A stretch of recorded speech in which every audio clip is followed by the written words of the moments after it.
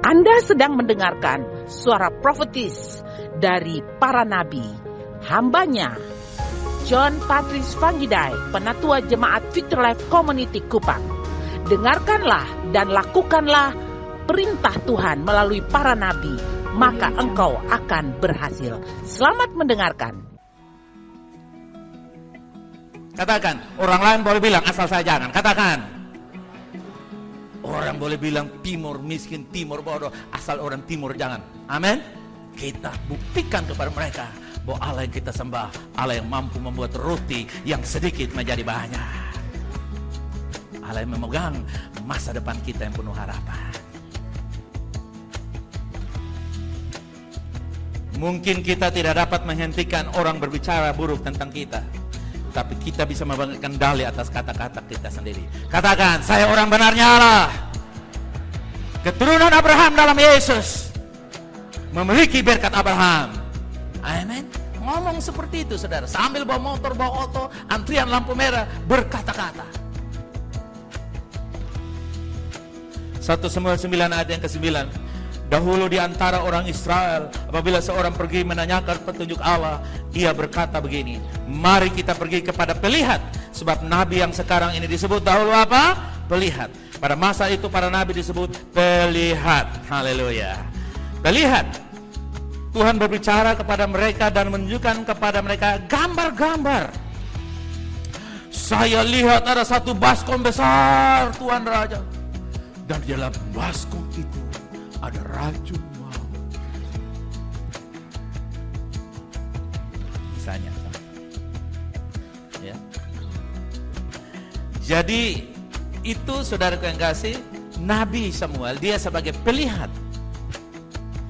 Mungkin hari ini kita bukan nabi, tapi Alkitab berkata kepada kita, kita mau memiliki pengurapan kenabian dan keimamatan. Kamulah imamat yang rajani. Amin. Katakan, saya memiliki urapan nabi dan imam. Katakan.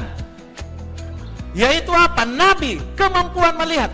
Paling sedikit, suami melihat rumah tangga dibawa kemana. Dan dia bilang pada istrinya, walaupun kita rumah kontrakan sayang, jangan takut. Satu saat kita akan punya sendiri. Walaupun kita punya rumah tumbuh, satu saat akan double. Haleluya.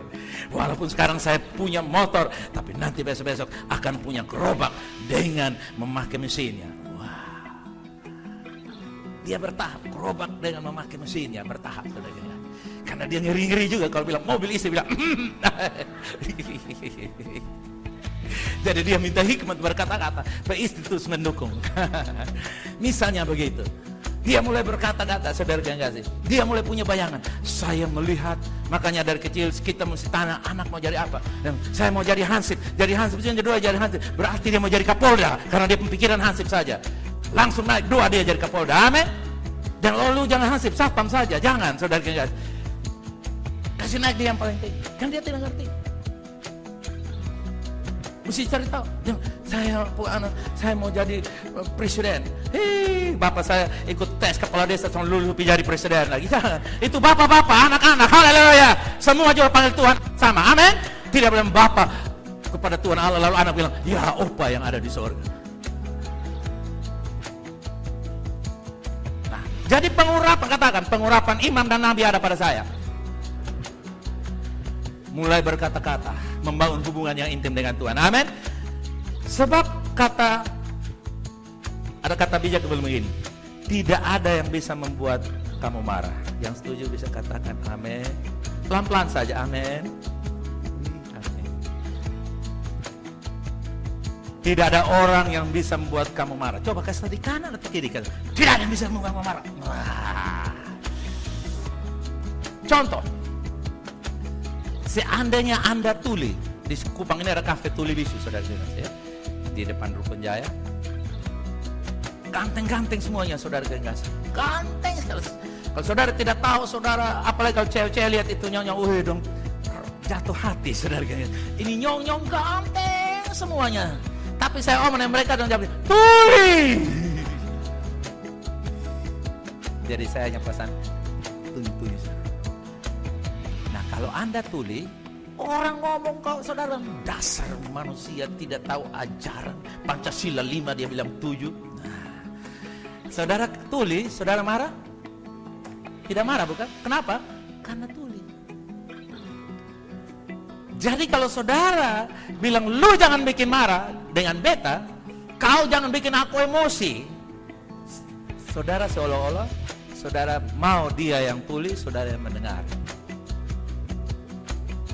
Kita tidak bisa menahan burung lari di atas rumah kita, kecuali kita bisa usir burung yang hendak membuat sarang di atas rambut yang keribu itu.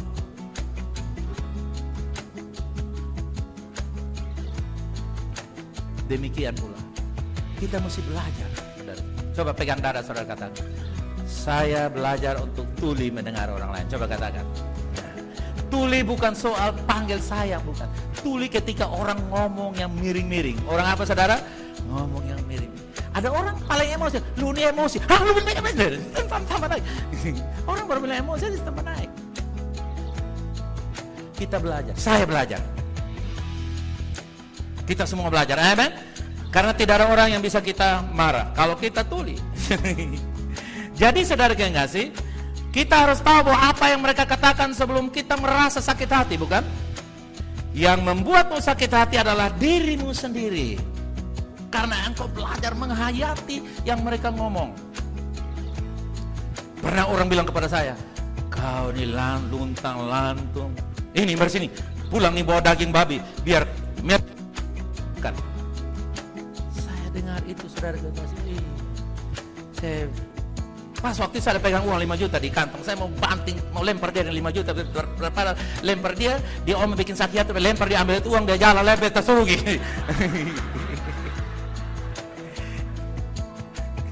Iya toh? Saya dapat uang dari mana waktu itu, saudara, ada 5 juta, ini beta lempar lu 5 juta. Dan sampai sekarang saya tidak marah. Kemudian dia minta usaha di tempat saya kasih. Anak datang di Tunas Bangsa minta potongan, saya bilang tolong kasih potongan harga yang bagus. Saya gak marah. Saya belajar. Untuk yang membuat saya marah adalah diri saya sendiri.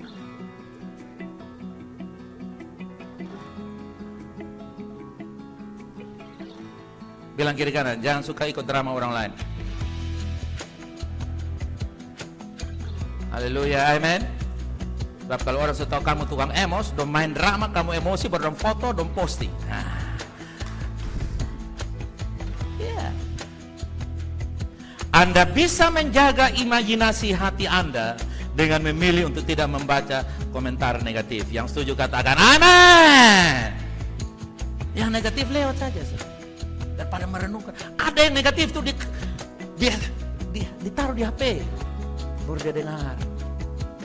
Oh, dasar manusia begini. Dia sambil dengar dia gerakan itu orang yang pas isinya lewat. Lu bilang beta apa? Dia enjoy sekali. Dengar, waktu kamu enjoy yang pahit-pahit, nanti dia berubah menjadi kanker prostat kalau laki-laki, kanker buah dada atau payudara kalau perempuan. Jadi kanker di sini, sana, sini semua. Semakin merenungkan yang negatif, semakin jadi penyakit. Hal negatif, dia punya konversinya datang di penyakit. Tidak ada yang lain. Dimulai dengan apa? Stres karena merenungkan kata orang. Stres karena menghayati, memakan makanan yang orang berikan dengan kata-kata. Makanya jangan termakan dengan kata orang. Amen. Makanlah firman Allah, termakanlah dengan firman Allah. Haleluya. Kita memiliki kecenderungan untuk menjadi negatif karena sifat-sifat lama kita. Tetapi kita sedang belajar memperbarui pikiran kita untuk belajar berpikir yang positif. Amin. Yang negatif ini semua ada di dalam diri kita. Bukti, anak kecil, tukang tipu, pasti ada. Tukang marah, menangis, manipulasi, pasti ada. Anak kecil sekolah dari mana? Siapa yang ajar dia? Kadang-kadang kita salah pembantu. Kenapa kamu ajar anak negatif? Pembantu bilang, saya tidak bikin apa-apa. Kita tidak perlu ajar-ajar anak kecil untuk manipulasi. Tapi dengan menangis dia bisa mengatur orang tua. Kita sudah punya modal untuk mengalami hal yang negatif dalam diri kita. Karena kita masih manusia. Itulah sebabnya kita harus barui cara berpikir. Katakan, saya manusia roh. Katakan, yes. you are. Jadi ketahui bahwa kasih karunia Allah akan selalu melebihi dosa kita. Yang percaya katakan amen. Selalu ada saja. Ayat yang saya baca di Mazmur 63 ayat yang ketiga, sebab kasih setiamu lebih baik daripada hidup, bibirku akan memegahkannya. Katakan, kasih Tuhan lebih dari hidup. Katakan, ya, lebih dari hidup. Tuhan lebih fokus hidup, bukan hidup yang penuh dengan kegagalan dan kerusakan. Saudara, jika resesi datang secara ekonomi atas hidup kita, keluarga dan bangsa kita, percayalah bahwa penyediaan Tuhan jauh melebihi resesi. Semakin banyak resesi, penyediaan Tuhan semakin nyata. Amen. Saudara percaya, lebih dari cukup Tuhan siapkan saudara-saudara. Katakan, lebih dari cukup. Haleluya. Bahkan ketika hal yang tidak berjalan sesuai dengan apa yang kita harapkan, apa yang kita inginkan, jangan mau disengsarakan oleh itu semua. Tetapi percayalah, minta Tuhan bawa kita naik kepada level yang lebih tinggi. Amen. Untuk melihat bahwa engkau ada di dunia ini, tapi tidak terbawa dengan arus dunia ini, karena engkau adalah manusia roh. Haleluya. Yang percaya kerajaan Allah berkuasa atas hidup. Mari kita mendeklarasikan ini. Jemaat Tuhan, saya ucapkan, saudara ikuti, oke? Next, katakan setelah saya. Saya adalah ciptaan yang baru dalam Kristus. Come on. Yang lama sudah berlalu dan yang baru sudah datang. Terlepas dari bagaimana perasaan saya, siapa saya adalah siapa saya. Perasaan dan tindakan salah saya tidak akan mendefinisikan saya. Firman Tuhan mendefinisikan saya. Aku adalah kebenaran Allah dalam Kristus. Ketika saya merasa marah, saya masih merupakan kebenaran Allah di dalam Kristus. Dan kemarahan saya itu berada di bawah kaki saya. Saya adalah ciptaan yang baru. Dalam nama Yesus, mulai dari sekarang, saya akan berpikir dengan cara yang baru. Saya diperbarui dalam roh dan pikiran saya. Saya akan menjaga gerbang mata saya. Saya akan menjaga gerbang telinga saya dan membukanya hanya untuk hal-hal yang baik, yang baik, sehat, kebajikan dan pujian dalam nama Yesus. Katakan amin yang luar biasa. Kaman, kasih pujian bagi dia. Haleluya. Bilang kiri kanan, itu kau yang sesungguhnya. Nah.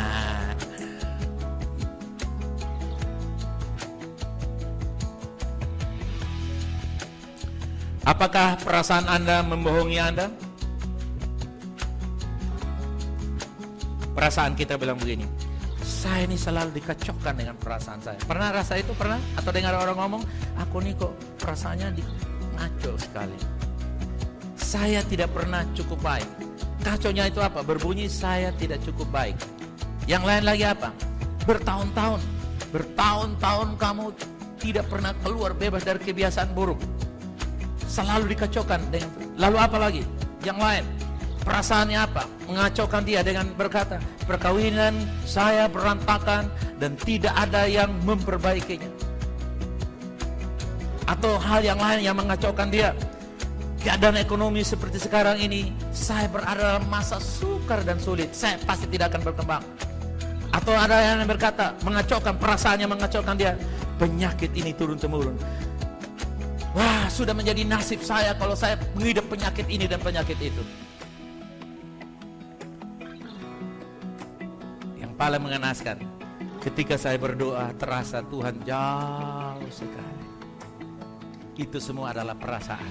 Jangan percaya, kamu sangat diberkati oleh Allah. Kamu sangat disenangi oleh Allah. Katakan, I am highly favored of God. Katakan, I am highly favored of God. Terjemahannya, kamu sangat disenangi oleh Allah. Ngapain kalau Tuhan tidak senang dengan kita? Dia utus anaknya mati menjadi kriminal, lalu menanggung segala dosa kita. Dia pasti sangat menyenangi saya dan saudara. Ketika kesulitan melanda emosi kita, Kita mulai mengamuk, sejadi-jadinya perasaan di hati kita mulai mengamuk. Mudah untuk kita membiarkan perasaan itu membawa kita, keadaan kita. Tapi saudara yang kasih, yang paling utama adalah kita belajar mengakui siapa kita sesungguhnya. Seringkali akhirnya kita melihat kita terjebak dalam hal-hal yang menipu kita, hal-hal yang menjerat kita, hal-hal yang seolah-olah itu mendefinisikan kamu seperti ini, kamu seperti itu. Dan kadang-kala kita tidak tahan menanggung tantangan yang datang menyerang emosi kita. Itulah sebabnya saudara kekasih, mengapa penting untuk mengetahui bahwa perasaan kita tidak selalu mengatakan yang benar. Perasaanmu tidak selalu mengatakan yang benar, tidak selalu. Jangan percaya kepada perasaan. Satu-satunya hal yang dapat kita andalkan untuk menjadi benar dan tetap benar dalam setiap situasi dan musim adalah firman Tuhan. Firman dalam segala arah, dalam segala keadaan, dalam segala cuaca, semuanya bisa dijawab oleh firman Allah. Firman Allah mengatakan kepada kita bahwa Yesus yang telah selesai mengerjakan pekerjaan penebusannya di kayu salib menempatkan saya dan saudara pada posisi kemenangan. Haleluya. Anda bukan posisi pengecut atau orang-orang yang hilang pengharapan. Di mana kita adalah orang benarnya Allah dalam Kristus. Amin. Kita diterima dan dikasihi Allah sepenuhnya. Haleluya. Dan Dia selalu memberikan kesempatan waktu kita berdoa meminta tolong kepadanya, Dia siap menolong kita 24 jam. Haleluya. Saat kita memilih untuk mempercayai kebenaran yang tidak berubah ini, itu berarti kita memiliki keyakinan daripada perasaan. Percaya menggantikan perasaan. Coba katakan demikian. Percaya. Jadi saudara yang kasih, minggu ini meski rasanya tidak ada yang berubah karena kita masih orang yang sama dengan perjuangan yang sama, masih partai yang sama, partai apa lain? Semuanya masih berjuang sama-sama. Mulailah melihat diri Anda secara berbeda. Amin. Perjuangan bisa sama, tetapi cara pandang bisa berbeda. Saya masih sebagai suami, saya masih sebagai istri, saya masih sebagai seorang karyawan, saya masih sebagai seorang pemimpin. Oke, mari kita berjuang. Tapi cara berjuang kita bukan dengan kekuatan kita, tapi dimulai dengan cara pandang. Katakan, saya mulai dari posisi menang. Katakan, yes, you are. Identifikasi diri kita dengan apa yang firman Tuhan katakan soal karya Yesus yang sudah selesai. Mari kita perkatakan itu dalam hidup kita. Kita dekati hari ini, kita dekati problem kita dekati tantangan dan kesukaran kita dan kebutuhan kita dengan cara pandang semuanya telah Tuhan kerjakan bagi saya dan saudara. Itu cara pendekatan yang benar. Nah, saudara yang kasih, kekuatan identitas itu luar biasa. 1 Korintus pasal yang ke-6 ayat 15 dan 19 dan 20. Tidak tahukah kamu bahwa tubuhmu adalah anggota Kristus? Akan kuambilkah anggota Kristus untuk menyerahkannya kepada percabulan? Sekali-kali tidak. 19:20. Atau tidak tahukah kamu bahwa tubuhmu adalah bait Roh Kudus yang diam di dalam kamu? Yang percaya katakan amin. Roh Kudus yang kamu peroleh dari Allah, dan bahwa kamu bukan milikmu sendiri. 20. Baca kuat bersama saya. Mulai. Sebab kamu telah ganti nama 23, ganti namamu 23. VC telah dibeli dan harganya telah dibayar. Karena itu muliakanlah Allah dengan tubuh. Sudah dibayar, selesai. Jadi untuk memuliakan Tuhan tidak perlu diusahakan dengan terlalu repot-repot karena sudah dibayar. Seperti sepatu. Kalau Anda sudah beli sepatu, pakai. Jangan takut dimarahi oleh penjaga toko. Maaf, Aci, saya mau pakai sepatu. Aci bilang, pakai saja Pak. Tidak apa-apa, asal jangan lempar saya dengan sepatu. Jangan takut hidup kudus. Jangan takut hidup benar. Kamu dibayar untuk itu. Amen. Saudara senang kalau orang panggil saudara datang di supermarket. Oh, di sini Indomaret, di sini apa? Indomaret satu apa lagi? Alfamart. Oke, nanti shopping dari sini habis, datang ke situ, jangan takut saya bayar. So jawab bilang apa? Betul toh? Tapi apakah saudara berani juga berkata saya orang benarnya Allah? Karena Yesus sudah bayar? Itu pertanyaan yang harus direnungkan dan berani memperkatakan. Amin. Saudaraku yang kasih, saya membaca kisah tentang seorang pengusaha di kota New York. Dia berjalan, ya, pengusaha ini dia berjalan dan dia hendak berjalan. Ketika dia berjalan, saudara yang kasih, hendak masuk di stasiun kereta. Kok pengusaha ini belum keluar juga fotonya ya? Nah, sudah. Jadi pada waktu pengusaha ini jalan, dia lihat ada seorang pengemis. Dan pengemis ini menjual, tidak menjual sih, dia belum tahu kalau pengemis. Tapi dia lihat pengemis ini memegang pensil di dalam cangkirnya itu. Ya. Nah, lalu dia ambil uang seadanya, dia masukkan di dalam tempat cangkir pensil ini. Lalu dia jalan. Dia naik kereta. Setelah dia naik kereta, dia baru sadar. Loh, orang itu kan bukan pengemis, dia penjual pensil. Lebih baik saya pergi ambil pensilnya. Langsung dia turun, saudara yang kasih, dia ambil pensilnya. Sambil dia berkata, Pak, maaf ya, tadi saya kasih uang, saya lupa ambil pensilnya. Kan Bapak tuh pengusaha, makanya saya ambil pensil. Dia tunggu, keretanya sudah jalan, dia tunggu kereta yang lain, dia naik, dia jalan. Beberapa saat kemudian, tidak terlalu lama, mungkin 1 bulan kemudian, dalam pertemuan sosialisasi produk dari pengusaha ini, yang hadir juga di situ, tiba-tiba ada seseorang datang.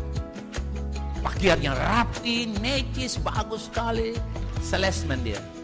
Bapak, mungkin Bapak tidak mengenal saya, dan Bapak juga tidak tahu saya pun juga tidak tahu Bapak siapa. Tetapi Bapak masih ingat ketika saya menjadi pengemis yang seolah-olah menukarkan pensil saya dengan sejumlah uang, Bapak berkata, saya adalah seorang pengusaha. Waktu Bapak pergi, kata pengusaha itu terngiang-ngiang di hati saya. Dan hari ini saya menjadi pengusaha penjual. Terima kasih karena Anda telah menentukan siapa saya sesungguhnya. Itu yang namanya the power of identity. Kekuatan daripada identitas. Amin, saudara.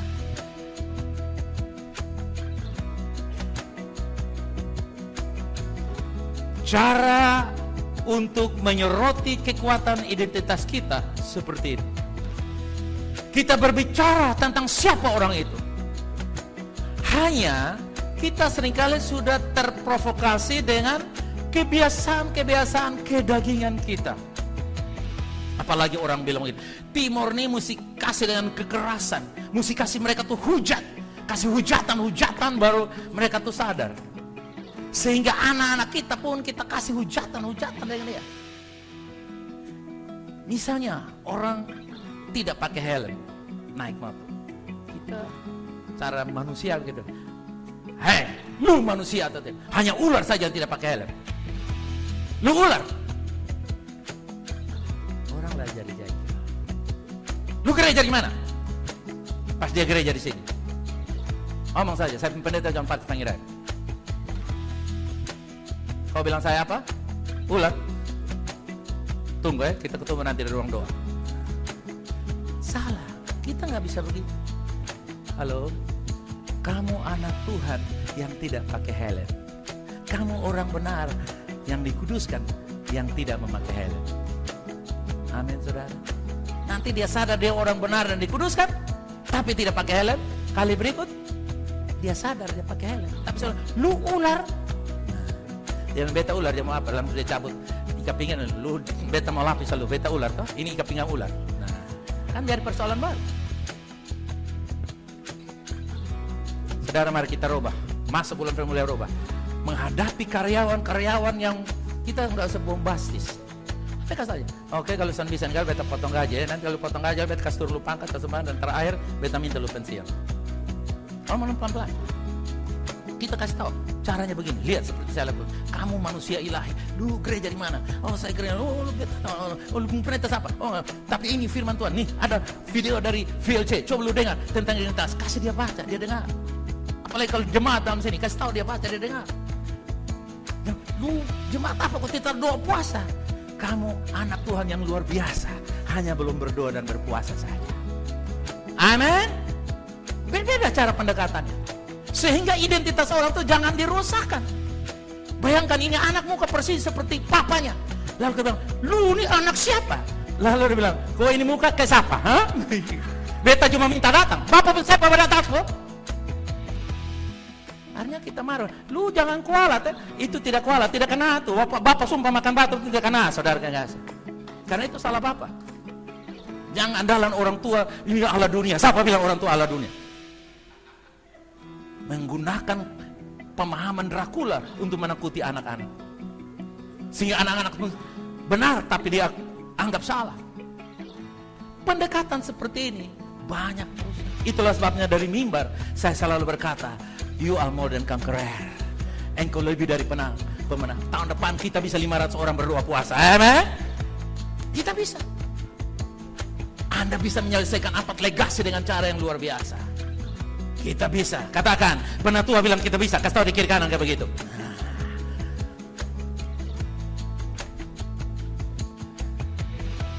Umat Tuhan, pengusaha ini telah menaruh sesuatu yang berharga, yaitu dia menghapus tipuan setan bahwa dia hanya pengemis di depan pintu gerbang kereta api di New York.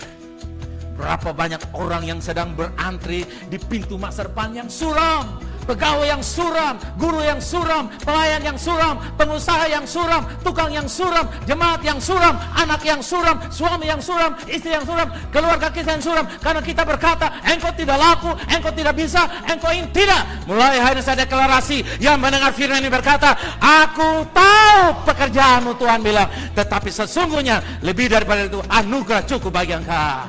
Engkau bukan dengan kekuatan kamu sendiri, tapi anugerah yang bekerja di dalam engkau, sehingga lakukan yang the best untuk Tuhan. Amin.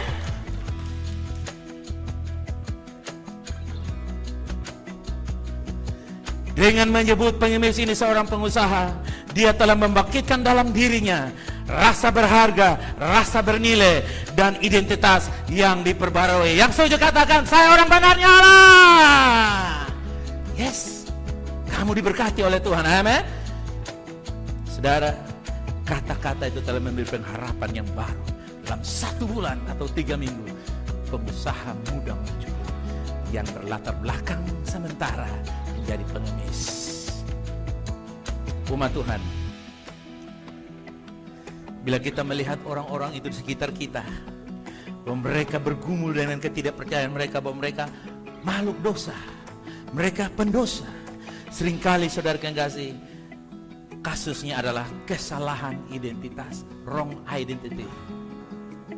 Salah mengenal dirinya, dan kita perlu membantu. Jangan mereka sudah salah kenal diri, kita konfirmasi lah. Kita konfirmasi bahwa memang kamu begitu, memang kamu selalu begitu. Padahal dia kadang-kadang kita tambah selalu lagi. Padahal kadang 1 minggu sekali, tapi lu selalu 7 kali 7 jam, 24 kali 7 hari. No. Dan saya percaya Anda dan saya dipanggil untuk membangkitkan semangat orang lain. Amen. VLC dipanggil untuk membangkitkan semangat Kota Kupang, semangat Indonesia. Amen. Saudaraku yang kasih, Paulus tidak mengarahkan orang-orang yang barusan kita baca di 1 Korintus 6, 19, 20 itu, bahwa mereka adalah orang berdosa. Tapi Paulus bilang, tidak tahukah kamu bahwa kamu adalah bait Allah? Akankah aku ambil anggota-anggota tubuh supaya saya serahkan kepada kemabukan, pesta pora, kenajisan, kepada hawa nafsu yang jahat? Langsung mereka bilang, jangan pak, jangan pak, jangan pak. Dengan sendiri mereka tahu bahwa kamu adalah bait Allah. Itu prinsip yang Paulus pakai. Padahal jemaat Korintus dalam keadaan moral yang parah, tapi perkataan yang membangun mereka. Amin, saudara. Amin. Saudara, saya mau kasih lihat video ini untuk kita semua. Pengemis dalam cerita ini mendapatkan pengharapan yang baru. Saya berdoa, lewat tayangan ini saudara akan belajar sesuatu tentang identitas saudara.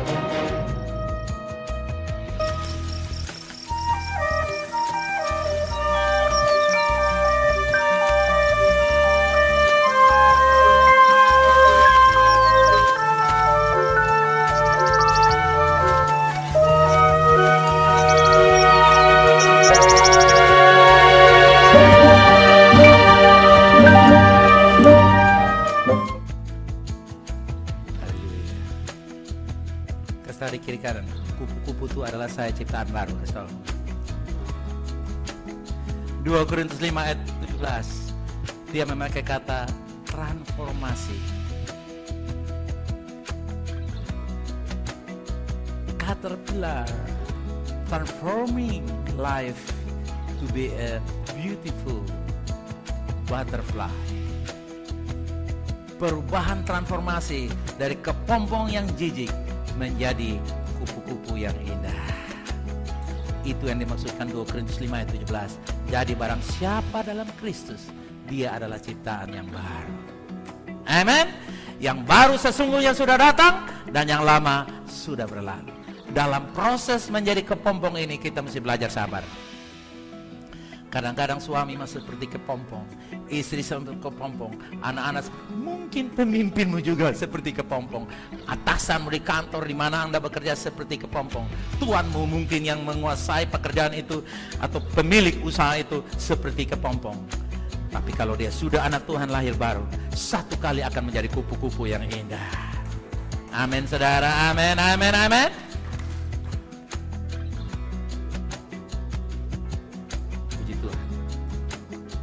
Lewati bulan ini masuk Februari 2023. Pandang mau, coba pegang dada, katakan, saya seperti kupu-kupu yang indah. Seperti kupu-kupu yang indah. Amin. Yang diubahkan, ditransformasi di bawah lindungan firman dan kuasa Roh Kudus. Amin. Kasih pujian bagi dia, come on. Hallelujah. You are the new creation in Christ Jesus. Amen. Mari kita berdoa bersama-sama pagi hari ini. Saudara, kau yang kasih, kalau engkau rindu untuk menjadi ciptaan yang baru, dan engkau dengar firman Tuhan hari ini, dan engkau berkata, Tuhan, saya rindu mengalami Engkau. Saya mau taruh tangan kanan di dada saudara. Saudara rindu merespon ini, taruh tangan kanan di dada saudara. Bangkit berdiri bersama dengan saya. Katakan, ikut doa saya, katakan, Tuhan Yesus.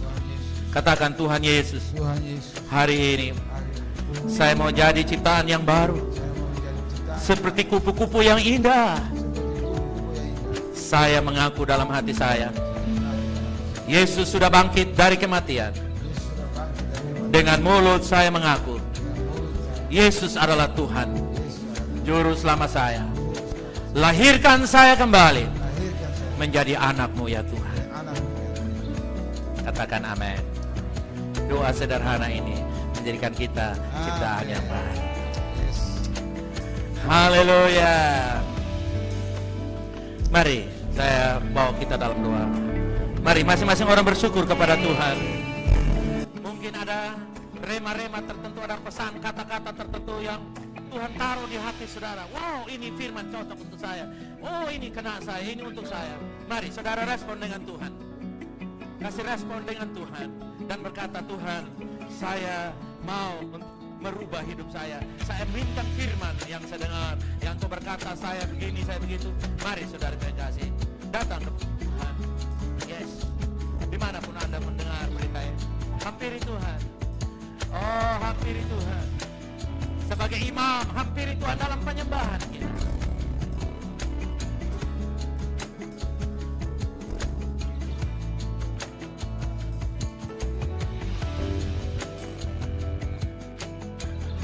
Mari setiap orang datang kepada Tuhan.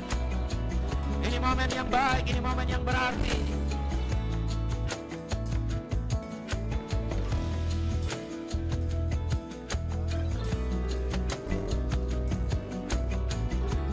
Yes, haleluya, katakan, ku telah mati. Ku telah mati dan tinggalkan cara hidupku yang lama. Amin. Semuanya sia-sia dan tak berarti lagi. Katakan, hidup ini pada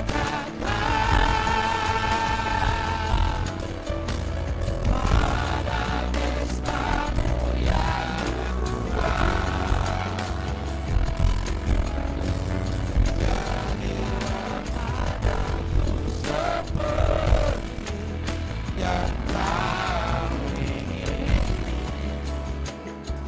saudara, kita sebagai orang percaya dalam Kristus dipanggil untuk menjadi kepala dan bukan ekor. Amen. Untuk berada di atas dan bukan di bawah, untuk berkuasa atas hidup ini dan mengalahkan dosa dan hidup dalam kebenaran karena anugerahnya berlimpah atas saya dan saudara. Bapa, pagi ini kami mengucap syukur kepadamu Tuhan. Bangkau menjadikan kami ciptaan yang baru, dibenarkan dan dikuduskan dalam Kristus. Itulah keyakinan yang kokoh Tuhan. Dan kami percaya seperti proses metaforsa daripada kepompong menjadi kupu-kupu, saya percaya proses perubahan sudah terjadi dalam roh kami, masuk ke dalam jiwa, dan sebentar tubuh kami dipulihkan. Kami menjadi makhluk baru, tubuh, jiwa, dan roh. Dimulai dari roh yang dibaharui, pikiran dan hati yang dibaharui oleh firman dan kebenaran. Dalam nama Yesus, semua yang percaya katakan amin. Sekali lagi pujian yang menjadikan kita baru. Come on. You are great. You are new creation in Christ. Amen. Bilang pada dua dewa, katakan, engkau ciptaan yang baru dalam Yesus. Sebelum duduk, kasih tahu, engkau ciptaan yang baru dalam Kristus.